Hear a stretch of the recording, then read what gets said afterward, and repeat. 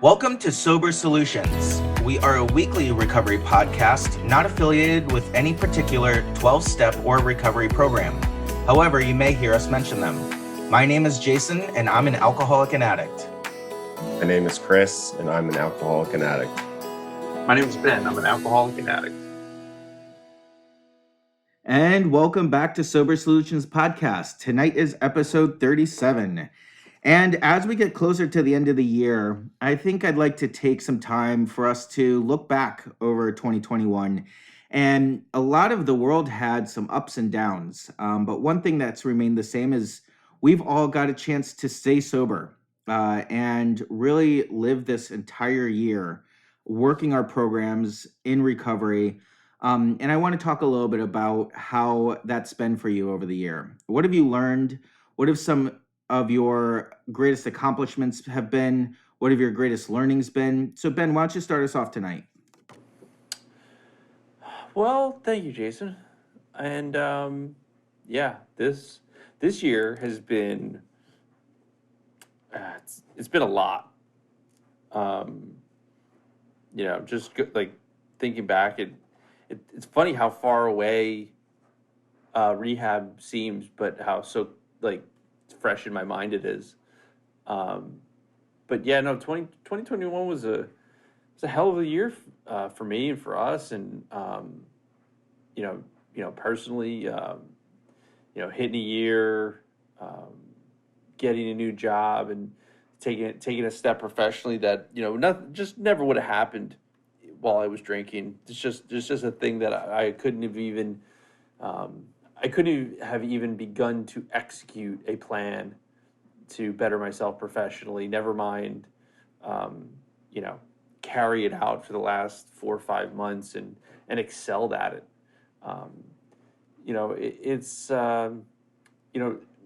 My program has I won't say it's fluctuated in that I've strayed from it really at all. It's just adapted to life and life getting lifey.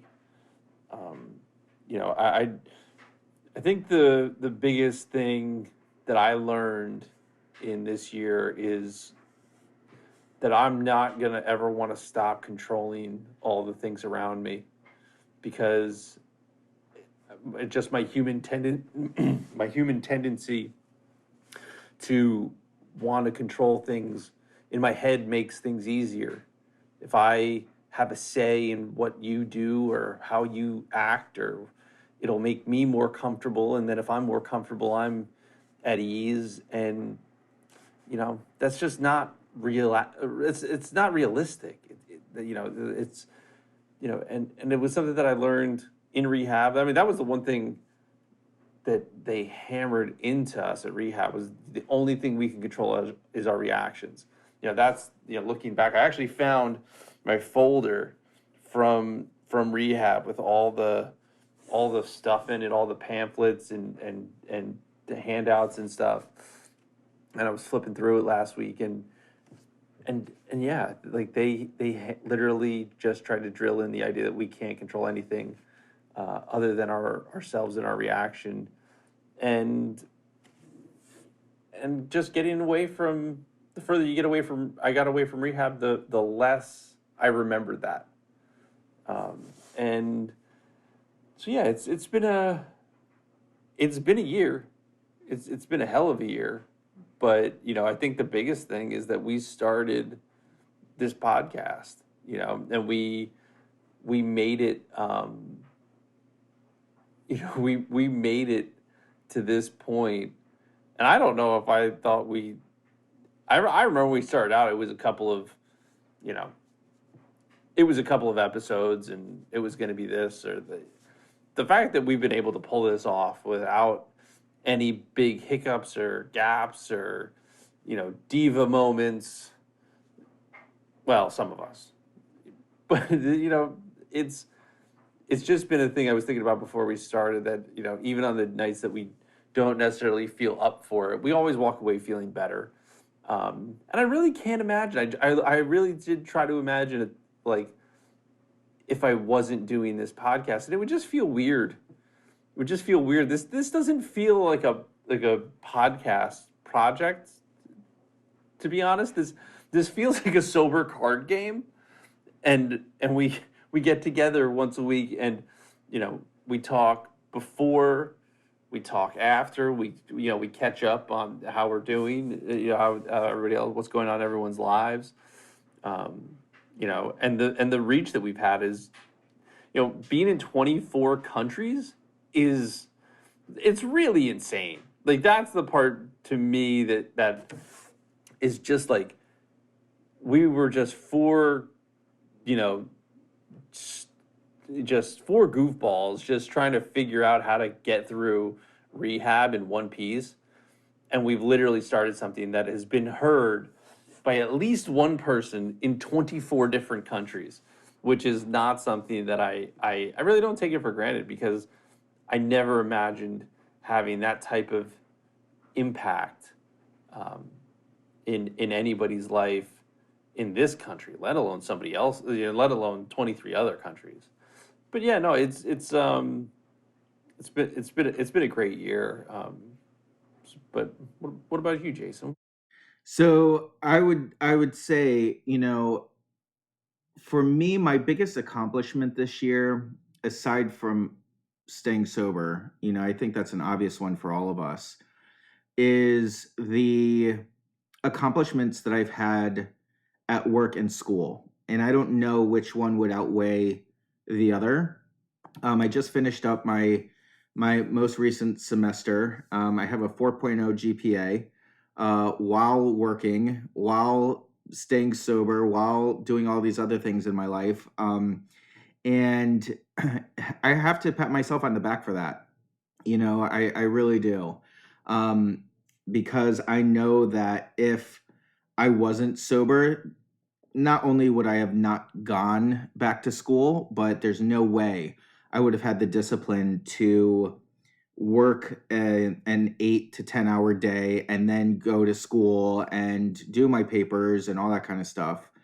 My work accomplishment is really being a trusted advisor to my organization.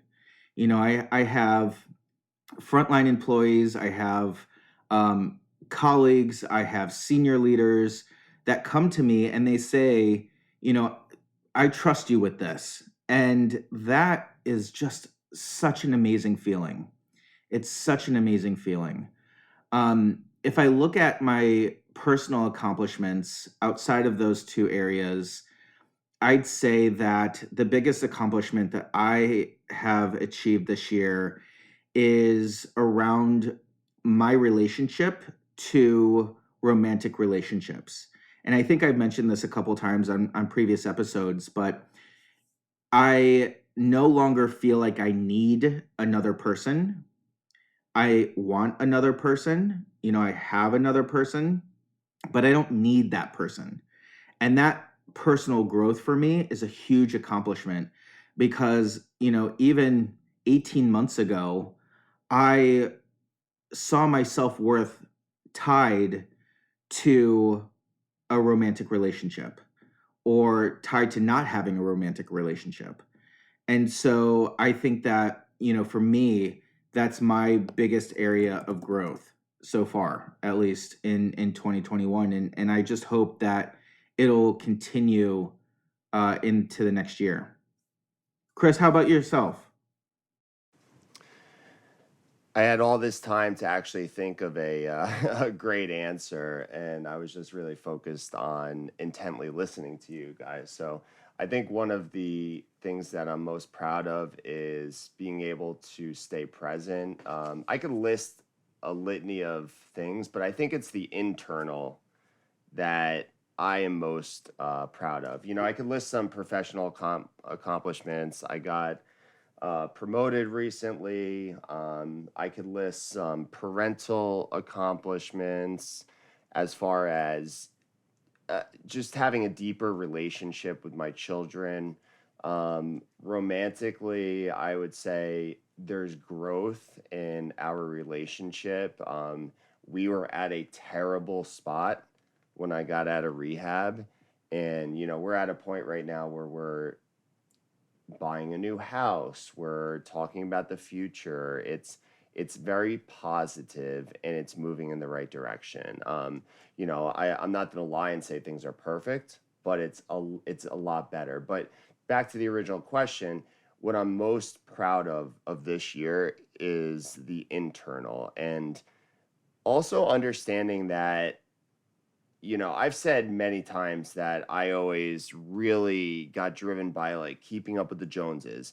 And I know that my value comes from the person I am and not the things I have. And I think that is really my biggest accomplishment this year.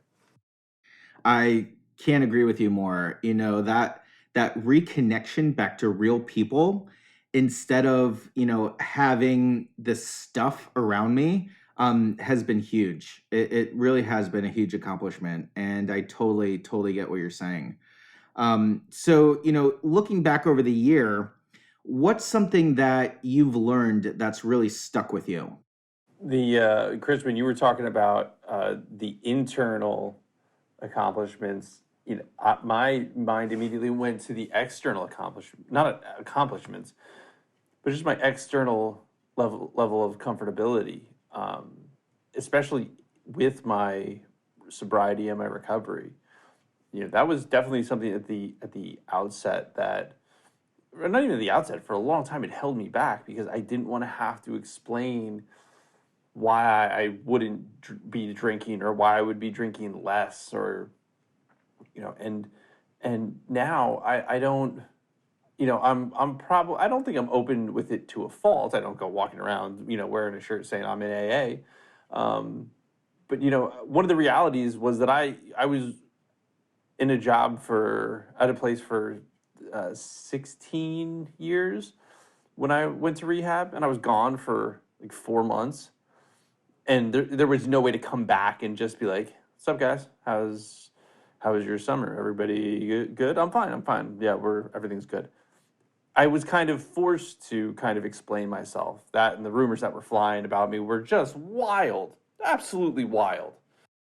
But so there wasn't really an opportunity for me to come in and kind of craft a narrative, and maybe that was a good thing.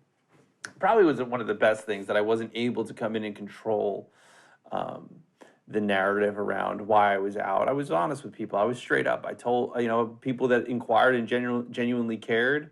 Um, I I was honest with them, and it's really rewarding because I've now had a few people that I work with, pull me aside and get my opinion on where they're at, you know, and they're trying to figure out if they have a problem, if they don't have a problem, and that is something that really is what I I'm really the most proud of, because I'm not just shutting down and sticking to what makes me feel comfortable.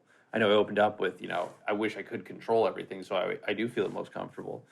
Um, but yeah, no, I mean, I think the biggest learning lesson for me is that it really, there really is not anything that I've come across that isn't possible at all, especially if you stay sober.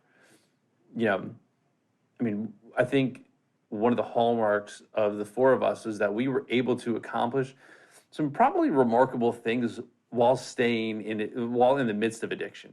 We've all told our stories on here, and snippets of our stories throughout these last 37 episodes, and we did some remarkable shit, well, even in the midst of addiction.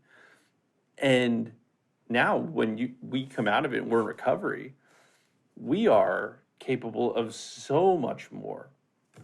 And I guess I just didn't think that that was possible. I guess I didn't think that I was capable of getting a job that I put myself out there for. I guess didn't think I was capable of actually being able to go to a wedding and not drink, or a birthday party and not drink, or be around my ex-wife's family for the first time and make it through it without having some, not even a mental breakdown beforehand, but I didn't rack myself in anxiety and worry leading up to the event. So, you know, and that's only really possible because I have a clear mind, and I only have a clear mind because I'm not drinking one day at a time. Yeah, I agree. And we were able to learn and grow a lot because we didn't drink. I think personally, I learned a lot about not reacting so quickly. And we've talked about the pause. And I had a lot of ups and downs in my relationship with my wife this year. And I'll say right now, I am not great at not just jumping right in, but she's actually taught me a lot about, what, take a pause, think about it, and it's okay to not even say anything. Ben, you brought up before, the only thing that we can control is our reaction to a situation or thing. And being able to actually have some sort of control in my life, especially when things aren't going well, is what I've learned gets me through situations in a positive manner almost every time. So, Jason, what about you? Well, I was just thinking about that, and there's two big things that I learned this year. The first is how to actually listen to myself and listen to other people. And, really having that be the cornerstone to my communication skills. Really being able to actively engage other people through listening, but also listening to what I need. I before I got sober, I was so set on making sure that everyone else around me was taken care of, and I would never listen to my wants, needs, and desires. And so that has been the biggest thing that I've learned this year. A close second to that is I learned that I don't always need to get what I want. I I snicker when I say that because still somewhere deep inside me, I really want what I want. And you know, and I think that my world's gonna end if I don't get that. That's the thing. I was making it deep. Like if I wanted a certain person or a certain job or a certain, whatever, I went after it, and I was always used to getting what I wanted. And what I learned this year is that I don't always need to get what I want. And in fact, not listening to people and not having listening be part of my communication skill, and always um, wanting what I want and never giving that give and take. Those two things are rooted in control. And my recovery program has really taught me a lot about those two things this year, and really being able to give up that control without going out of control. I just want to jump on that first thing that you said about listening. I think that um, the episode with the moms was really big for me to hear my mom talk about how um, how she can see that I'm more reasoned and measured and considerate and mindful.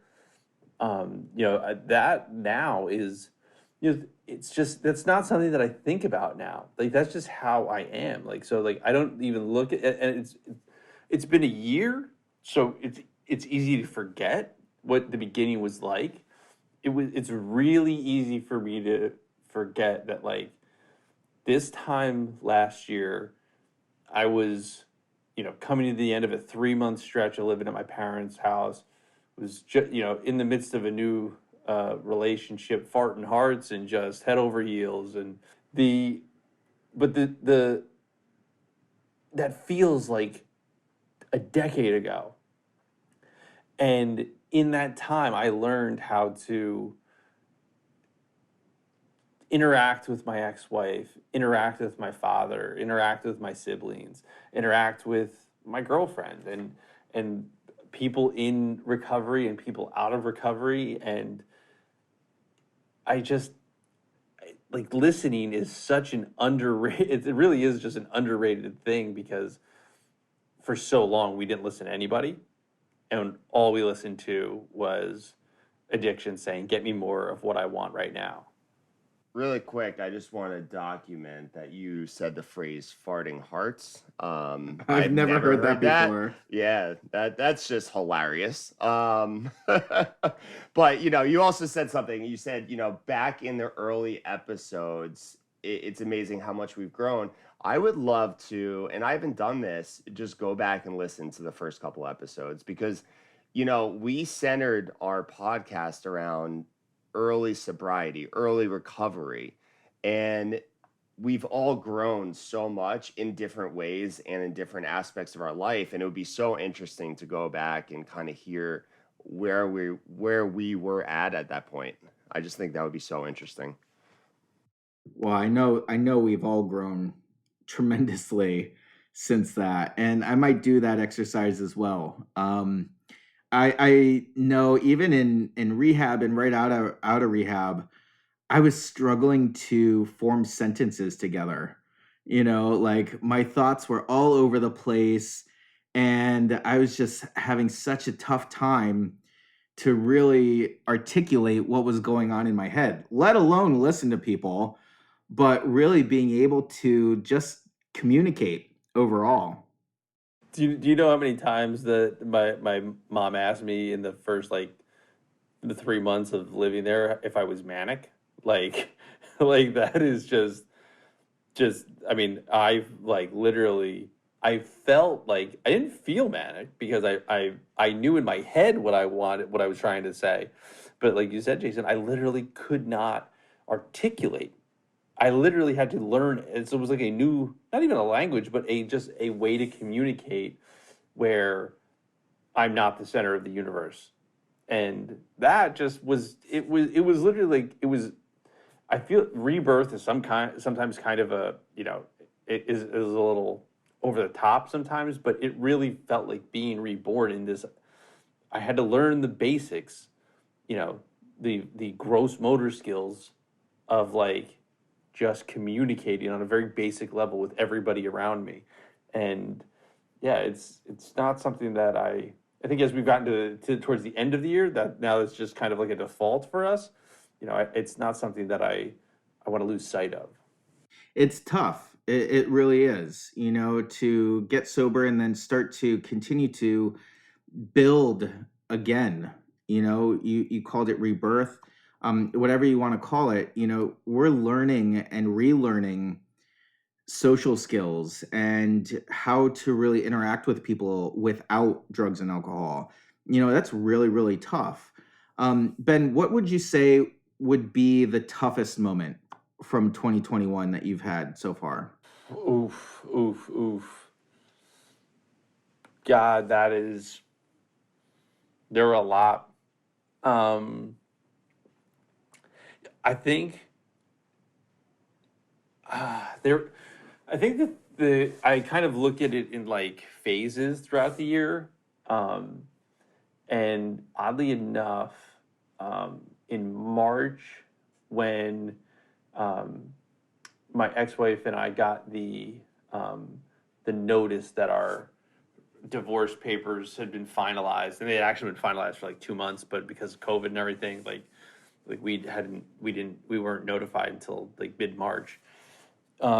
That was real. That was a very emotional time. Where even being in a relationship that I wanted to be in and I was excited to be in, and I was looking, everything was going great on that front. This finality of um, closing that chapter in my life was a lot harder than I thought it was going to be. Um, and then, as I kind of embarked on this next phase of being in this relationship and being out on my own again, um, having to deal with you know a loved one going through a relapse and a subsequent um, you know run there. That was, I mean, and you guys remember a lot of it, or maybe you don't, but um, that was survival mode. I was in survival mode for a while there, because I was. I was making sure that I was trying to make sure that, like, again, I was trying to control everything. I was literally trying to control everything.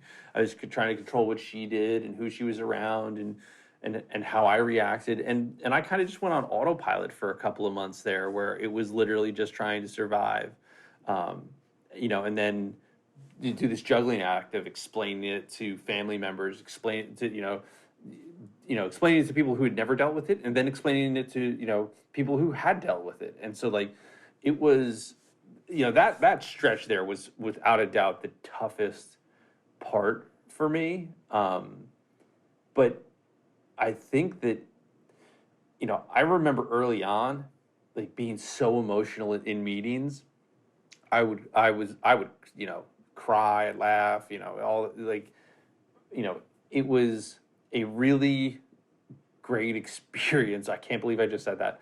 It was a great experience to go through, to really learn the most about myself, because once I got down to a point where I just wasn't comfortable with who I was anymore, I just, you know, I wanted to change things about me, about how I reacted to it. That's just not a place that I had ever been before, where I would look at the actions of another and go, what can I do differently? And not to say that I would stop that, but how can I change myself to be the best version of myself that I could be? And so I don't think I could have gone through, I don't think I could have gotten to that place without having gone through it. If I was still on the pink cloud, I don't, I kind of look back at that and just kind of go, all right, like that guy was an obnoxious bastard. But the final phase, where that was the toughest, was just after a year. Um, and and the um, and I remember so vividly. I was just, my girlfriend had written this note, and it was basically how I don't listen to her, and I it was basically, I've shared the story on here before, that it was just something that my ex-wife could have written. And it was so deflating. It was so deflating, because I was like, oh my God, I have over a year of sobriety. I'm this changed individual. I've gone through all of these things, and I'm still that same asshole. And um, somebody in my home group, I was texting them, and they were like, you thought it was going to be different, didn't you? Gotcha. And I was like, son of a bitch. They're like, yeah, no, this is it for the rest of life. Um, until you're dead. And so the alternative is that, you could either be dead or drinking. And I was like, actually, you know what? When you put it that way, all right, I'd rather just be an individual who can be disappointed in themselves, and then have the desire to say, okay, I could fix that. I could work on it, and that's what I'm going to do. Um, but yeah, no, it's there've been a lot of tough moments, but I don't begrudge any of them.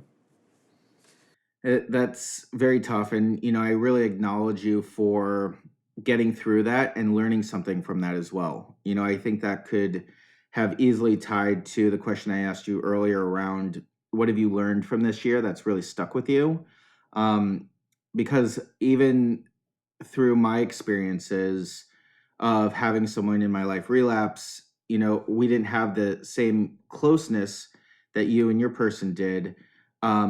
However, I know how difficult that was for me, even though they were friends, and not someone that I'm trying to build a life with, and so that's very admirable that you were able to not just get through it, but really learn something from it. Chris, what's been your toughest moment so far this year? I've had a multitude of tough moments. I think, Ben, first I want to comment that I really like what you said, that I couldn't get to where I am without going through where I've been. I just want to say that I really like that, and I relate to that a lot. But my tough moments, I think, revolve around loss. I've had a lot of, I wouldn't say really significant loss, but they've been hard on me. So, my mother and stepfather moved to New Hampshire. They were definitely a big supporters of my family. And, with them gone, we lost a big part of grandparent help with the kids. We lost, just mental and friendship help. It's just a different relationship. It's not that we lost them, but they're 5 hours away. My sponsor, the one that I really connected with and was working the steps with, he moved to California. So that was hard midway through the year. I I think for about 2 or 3 months after that, I basically, not that I like swore off the program, but I wasn't as vested. And I'm just, even right now, I still go to meetings online, but I haven't gotten to where I need to be and dove back in and found a new sponsor. I have a sponsor, but it's not the same, I'll say. Um, you know, eh, my father, he's not doing as well as he's been for the last couple of years. He has a disease, he's getting a little worse. And I think lastly, I've had the loss of a lot of friends. And that was a buildup over the second stint at rehab. But, the first time I went to rehab, those friends kind of gravitated back, and this time they didn't. And I'm okay with that. I've learned that, a reason or a season, people say for or friends. And the ones that are still here are truly my like ride or dies, my true friends. But this year I've had a lot of minor loss that I've had to just deal with, and being, the fact that I've been sober and clean, I've been able to get through that.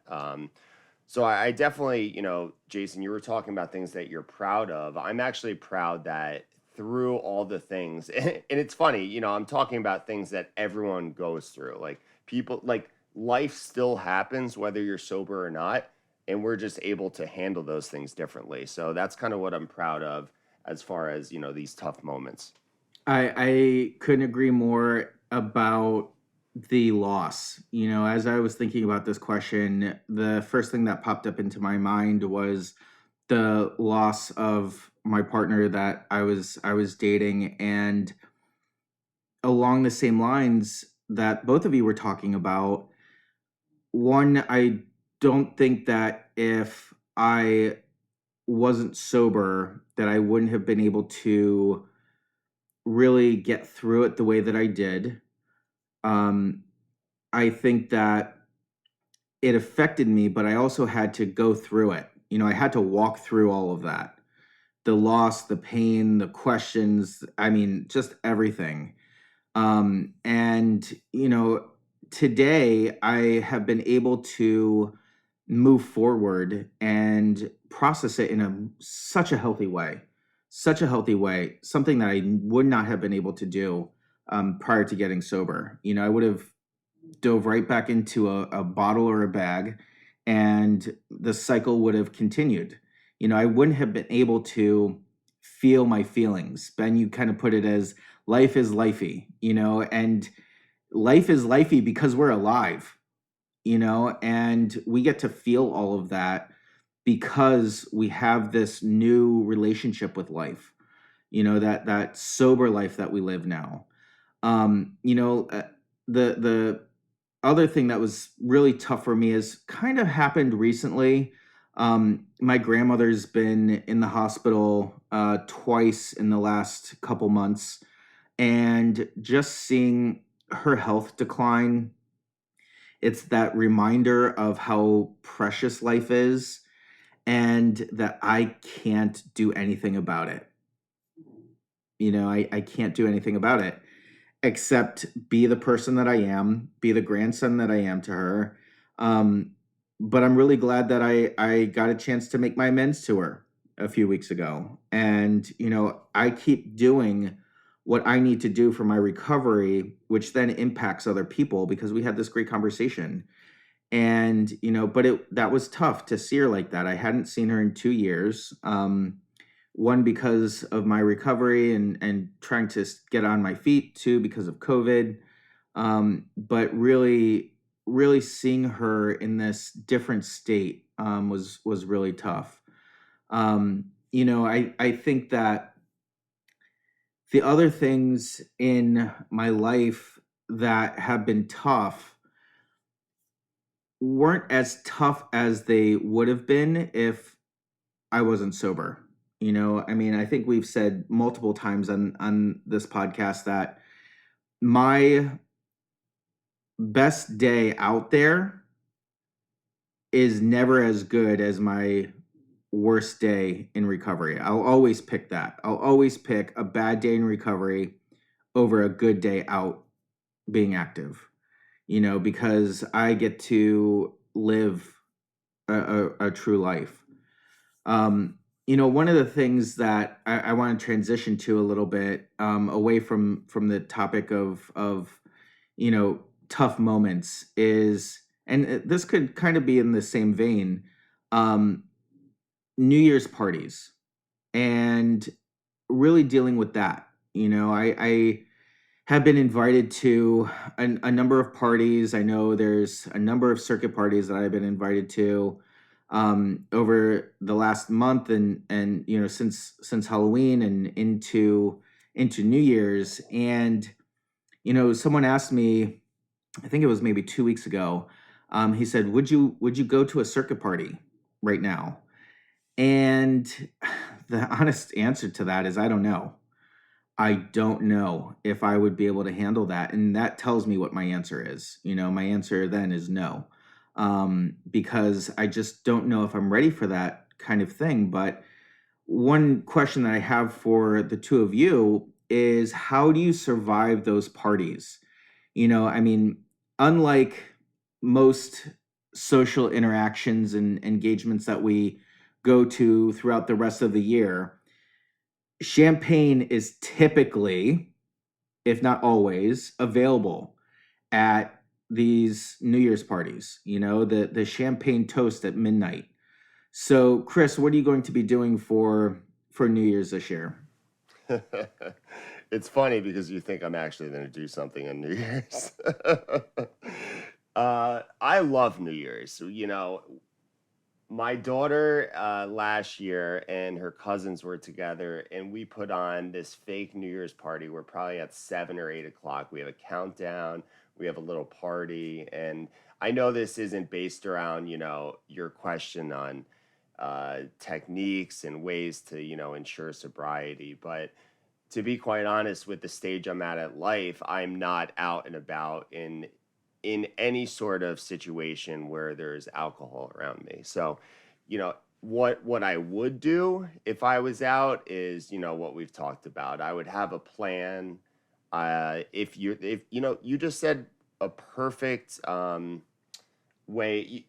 You said, I don't know if I'm ready, so I know my answer. And really, that self-awareness is what we all need to strive for. And if you aren't comfortable, if there's any question, it's not worth it. The one night to go out, which honestly, let's be honest, New Year's parties are crowded. They're usually, you're paying way too much money for whatever event you're going to. And at the end of the night, you're like, why did, that wasn't that much better. Not saying you shouldn't celebrate and be with friends and family, and it's a new year, celebrate life, but your sobriety needs to come first, because that one night, if you relapse, is not worth it. So to answer your question, I'm going to be with my family. We'll probably have Autumn's cousins over, and we'll have a nice night. And to be quite honest, I'll probably be in bed by 10 o'clock. Yeah, if I make it, if I probably will need some sort of nap between the 9 and midnight hours, because New Year's is really simple for me. And it's because the New Year's party that I used to go to with my ex-wife's family was the event of the year. It was just, I've never been to any other party like it. It was everything you could possibly imagine in terms of food and drinking and atmosphere and people, and it truly was just I mean, an unbelievable time to have gone through divorce, and that's no longer like that's not a thing I get to experience anymore. I even if I was invited someplace, I'm not going because one, I don't, I just don't want to be, I just don't want to be in a situation where I'm sitting there comparing it to my former life, and it's just not a thing that I need to do. It's not a place that I need to be, and it's December 31st, and I just don't care that much, to be totally honest with you. But I mean, holiday parties on their own, not just New Year's, this Friday coming up, so it'll have been the weekend prior to this episode coming out. I got a work Christmas party, going bowling, and they got this. Everybody got this, this group package with food and open bar for and bowling for 2.5 hours. But going back to what I talked about before, where I've been open and honest with everybody, about where I am. I'm just excited to go because I don't have to make up excuses about why I'm not drinking or why I'm not doing this, and I don't care about paying the same amount as everybody else, even though I'm not drinking. I just because I get to go to a place free of anxiety with people that I really enjoy, doing something, having fun, and not needing alcohol to enjoy it. And and there have been so many events that I've gone through, my brother's wedding, one of my best friend's weddings, um, family barbecues, and not needing to drink and still having an amazing time. You know, it's I if I was guarded about where I was, I don't know if I could have attended an event like that with the same um, you know open-mindedness that I'm going into it with. But that's also another one of the reasons that I really do enjoy. I know they say I don't know who they is, but they talk about being in a relationship with somebody else in recovery. It's just nice to not have to um, explain yourself to them, but also to not feel obligated. Because if I was in a relationship with somebody that didn't have an issue drinking, I would feel obligated to go to parties with them and where their friends might drink, or to events where they might drink, and I just I to not have to put myself in that situation. That's some people might look at it as running away from it, and if that's what people want to think, that's fine. But it's just a decision that I've made. Like, for me, I don't. I need that in a partner. I need that in a partner. And so yeah, it's New Year's. I I hope I make it to midnight, but I'm not gonna. That's a guarantee. Well, I think what you're both talking about is not putting yourself in situations that you don't belong in, right? And, for me, that's about saying no to things. And so for New Year's this year, I have a reservation to spend the night at a hotel resort spa and really take care of me. I'm going with the guy that I'm dating, and we're just going to really wrap ourselves in self-care. And that really ties into my next question. I want you guys to think about this question. What's going to be your 2022 New Year's resolution?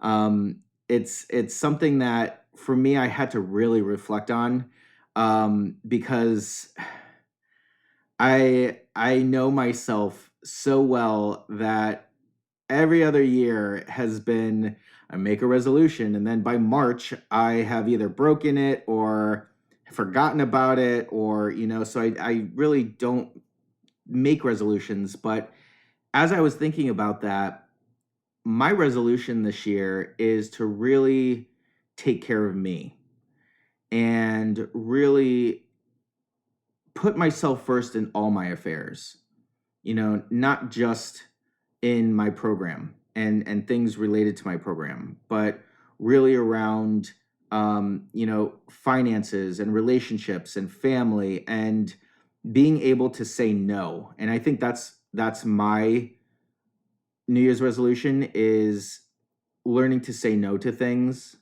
um, because I love to, make people happy. I really do. And this year, I haven't sacrificed that too much. However, that's something that I want to continue to do. So, my New Year's resolution this year is to really use the word no and have that be a complete sentence, to things. So, Chris, how about you?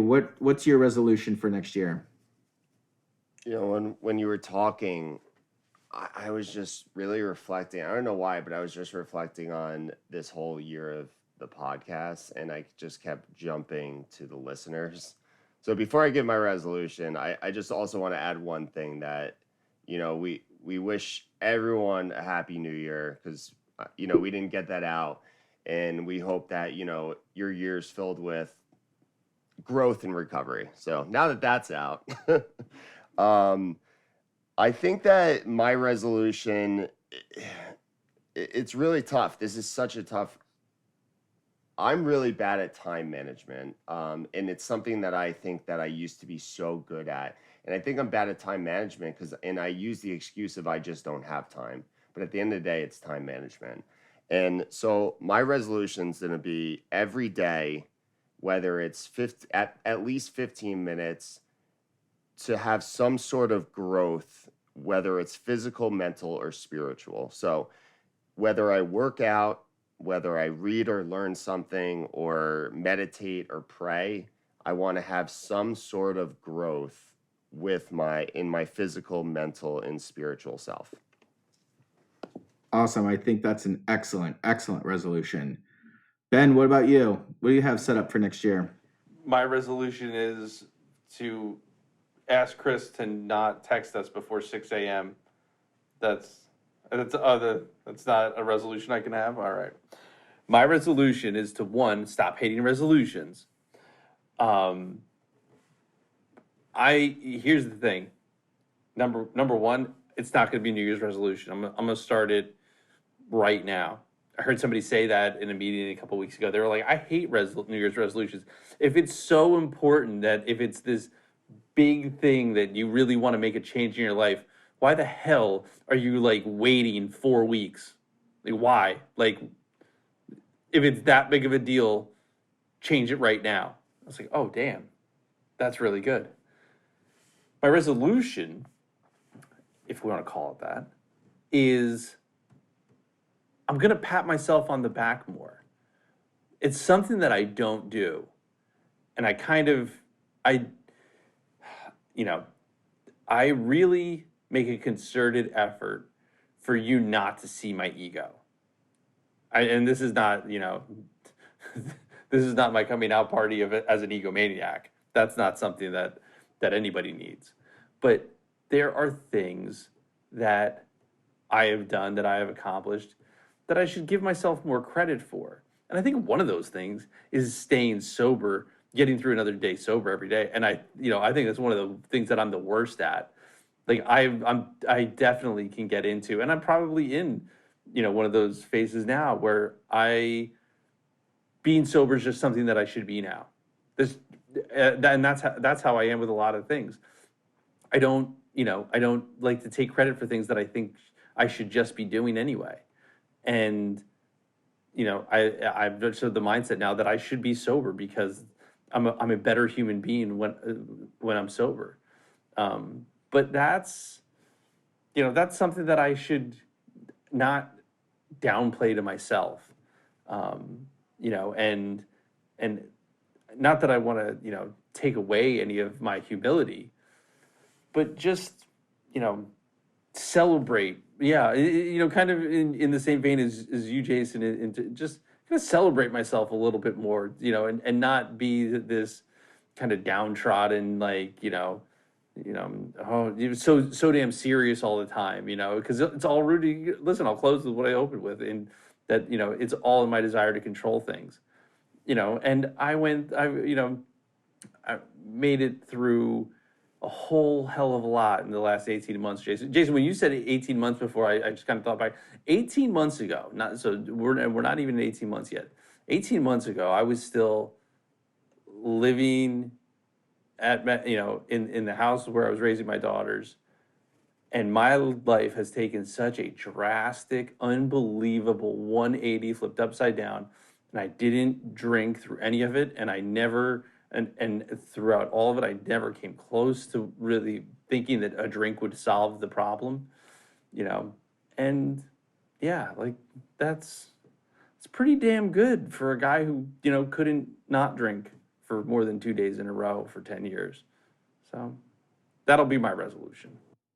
Awesome. I'm glad you got there, Ben. I'm glad you got there. I think that's a great resolution. But I'm starting tomorrow. Yeah. Yeah, I was just going to say that, but you know what? Well, as Chris said, we wish all of our viewers a very, very happy new year. We wish you nothing but the best in 2022. And we know that as you continue to remain sober, the sky's the limit. I was looking this up earlier, and I think this quote is wonderful. It's by David Bowie. He once said, "I don't know where I'm going from here, but I promise it won't be boring." So happy New Year to everyone. If you'd love to share your resolutions with us, you can find us on Instagram or YouTube at Sober Solutions Podcast. Happy New Year, everyone. And as always, each and every one of our episodes is dedicated to the still sick and suffering alcoholic and addict, especially the individual who's going to pick up for the first time tonight. Have a good night, guys. Happy New Year and good night. Have a great night. We appreciate your liking and subscribing to our podcast. If you liked what you heard today and would like to support our podcast, feel free to Venmo $1 to our virtual basket at Sober Solutions Podcast. We want to hear from you too. If you have a comment, question, topic, or would like to come on the show, find us on Instagram, Facebook, or YouTube at Sober Solutions Podcast.